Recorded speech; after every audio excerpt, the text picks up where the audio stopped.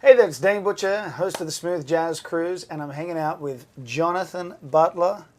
Not only is he an event host, but a gospel host. Nice to meet you. Man, what a fun cruise, eh? Yeah, it's been great. It's been really, really fun. Everything was just off the hook this year. I mean, I loved it. One of the best lineups. I mean, with Bob James, you have everybody. It's amazing. Rahul Medan. I just heard him with Bob just now, doing the trumpet thing. This guy's incredible, man. It's just really something. Yeah.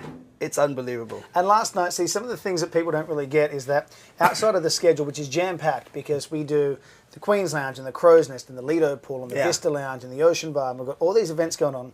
Yeah. Then there's a few like hidden little treats for the guests. Right. One of which was last night, you were hanging out with Raul and just jamming in the piano bar. Yeah. Where no one knew except for those few people that just came and hung right after Bob James and David Sanborn and Marcus Miller did Double Vision. I mean, yeah, we were there when you were playing Double Vision, so we could hear you. And you were still awake. Bob's like, you're still awake? Yeah, we were awake. But it was such a great hang. That piano bar is like the best kept secret because it's a real grand, real grand piano. It's just a little club vibe. And it's got this very smoky club vibe. Yeah. We were just throwing lyrics at each other because, Rahul doesn't do any covers. Since he started his career, he stopped doing covers. So he didn't remember any lyrics. So I would sing Fire and Rain and then throw him a lyric out, and he would sing it like he... I remember just a little taste of it. It was so good, man. It was so good. Makes me weak. That makes me weak. Makes me off. I don't want to go. I don't want to go. You were there, but I love you, love you, love you. I don't want to go. You were there. I love you, I love you, I love you, I love you. It was so good. Jody sang, my daughter sang a little bit. Yeah. Damon was there.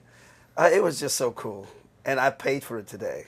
I was laying by the pool today, like really in trouble. But the thing is, everyone just hangs. I mean, that's the greatest thing about the cruise is that whether or not it's the autograph session to the pool vibe, like you're just hanging out by the pool and guests are there. And there's no segregation. It's just a fun vibe and a fun hang. Yeah, well, you can't be on a cruise with 2,000 loving fans and stay in your room all day. And everyone's so respectful too. Like everyone. Yeah, everybody wasn't like crazy, like jumping on you and trying to drown me in the pool, which I think you were trying to do with the volleyball. You were literally trying to have me killed because I couldn't stand anywhere in the pool. Well, the pool was like 9 feet deep. I know. The place bad, I should have been was the other side. I'm in the freaking 15-foot side of the pool, But I mean, you were like white knuckling that side. You can really tell that people love it. You can tell by just. I met a lady coming here, and she just said we already signed up for next year. So. And your show this year was so different to what you've ever done before, and I think that is also a treat to the guests because when you go on the road, you're expected, especially when you're hitting so many cities, to do your big hits and stuff. But now you have this setting where you've got 50, 60, 70% of the guests coming back year after year. Right. You've got a plateau and a platform to do stuff that is somewhat experimental. Like you came out and your opening song was you on a piano. Yeah, and That's incredible. I guess this is Bob James, so I don't play piano. I play for myself, like when I'm writing songs or something like that, or transposing on the guitar. That's how I taught myself. Right. I would take a chord from the guitar and try it on piano, like that. So it was just one way I thought, we might as well just explore every gift we have and just put it out there. I started when I was 14, 13 years old. So I think it's nice for the guests just to take the people on the journey and say, look, this is where I started. Yeah. This is how it began for me. That's what your show was called, A Musical Journey? Musical Journey, yeah. I don't know what we're going to do next year, but I've got a few ideas for next year, so we'll see. Perfect. I want to tell you a little bit about my life through the songs I'm going to sing for you tonight. So in 1974, I was 13 in South Africa. And August 1st, my first 7 single came out. They used to call it 7 singles back then. and it debuted at #2 in the pop charts. And I was the first black person to be played on white radio stations in South Africa under the apartheid system. So now Bob's here with us, and you guys did the show on the same night together, and it's your first time with us, Bob. What do you think? Well, I loved it, but the only thing that could have made it better for me was that here we are in the same bill on the same night and the same show, but we didn't share any tunes. You know what? It was your idea. I mean, that was an awesome idea. I would love for you guys to do some stuff together.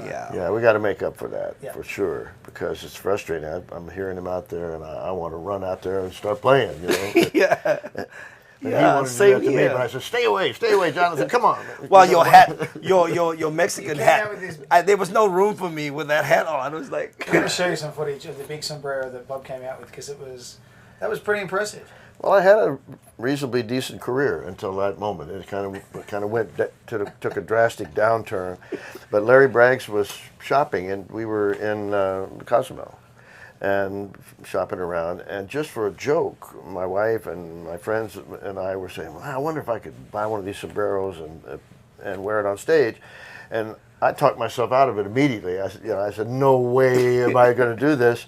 But Larry Braggs was standing there a little bit away, and he overheard it. And after I went back to the boat, he went in to the sombrero store, bought it, and stuck it up on the piano right before I was due to go on for my set. So I didn't really have a choice.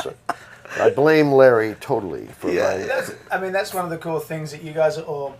We go on this journey for 7 days together, where you go from one place to another, and we're all hanging out together, and you can sort of prank each other.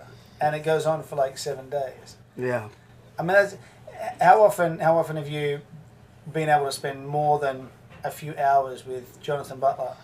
Very rare, and it's been since 9 or 10 years ago. Yeah, when he and I toured South Africa. It was really, really great going back. How'd that tour come about? I don't know. I have no idea, but it was like one of the most memorable moments for me, because I remember playing all Bob's tunes, which I love, Maputo and all those songs. Yeah, I was on guitar, and it was like Bagiti Kamal on bass, and Billy Kilson, the incredible Billy Kilson on drums.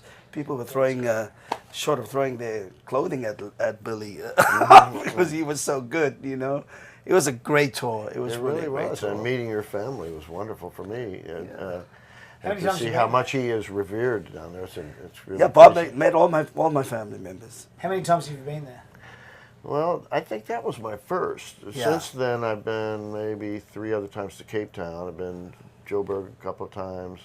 Had the amazing good fortune of playing Maputo in Mozambique. I was there with Foreplay, and this song had just become like their national anthem. And they knew every note of our recording from Double Vision, so much that we couldn't even play solo on it. We couldn't improvise because they wanted the exact notes from the record. Whatever, they were whistling them and singing them. Yeah, it was very, very powerful experience. The thing that was cool this year is that in sort of jazz history, Double Vision being the record that it was, and how incredible it was, and the Grammy and everything, and the stature of the record.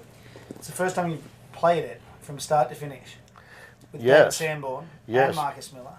Of course, we had played the song Maputo many times, and we've played Since I Fell For You many times, different settings.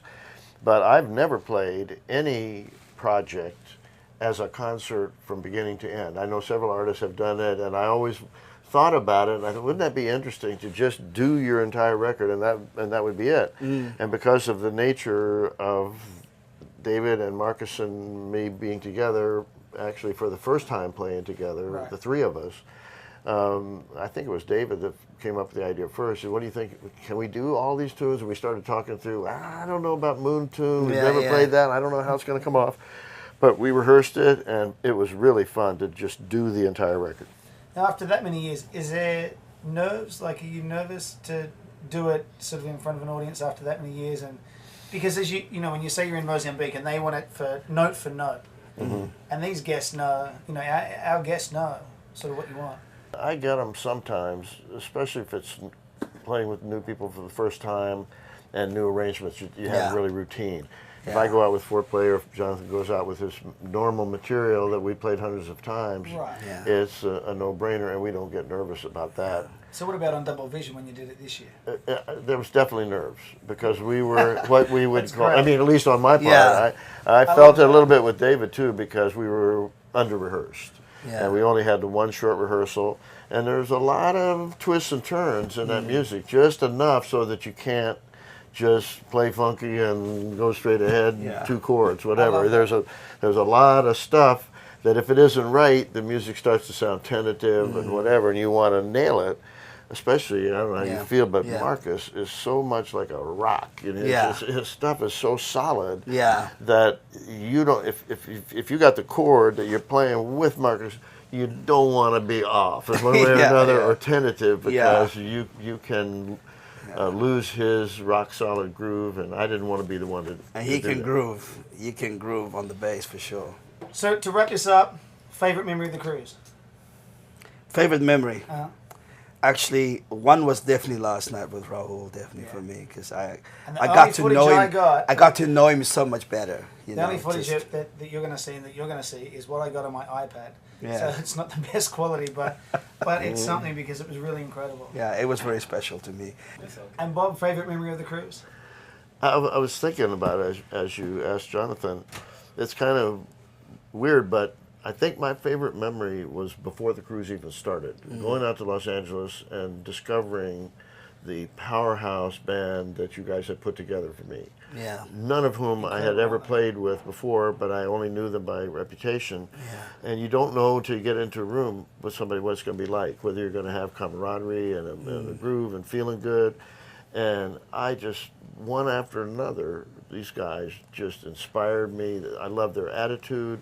I could feel they wanted to do this. They wanted to be on the thing. And I saw even more when I got here and realized that they were not only doing that for me, but so many other acts as well. Hard working and wonderful attitudes.